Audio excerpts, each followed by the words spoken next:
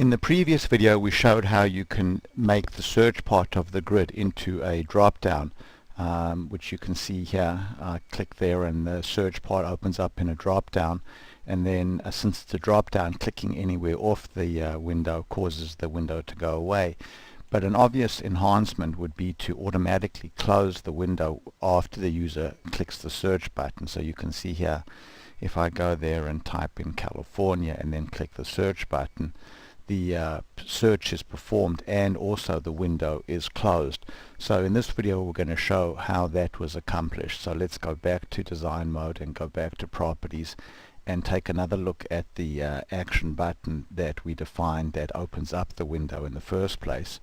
So we'll go there and then we'll look at this window and then edit mode, and then you can see here that what I've done is in the window title I've put in a span.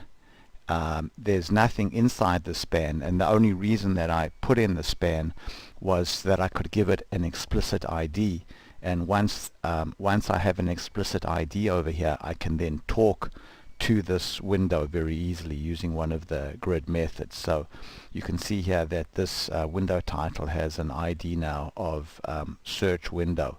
So now let's go back to the grid and look at the client-side events. So if we look at client-side events, we can see that there's a client-side event called after search clear and another one called after search submit.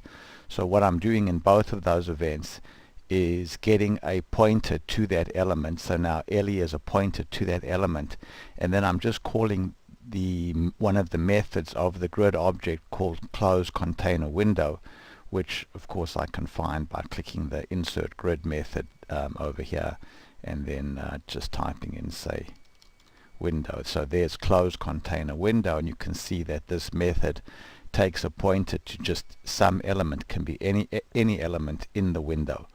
So these two lines of code here are going to close the window when the user clicks the search button or clicks the clear search button. So let's go here and look at it again.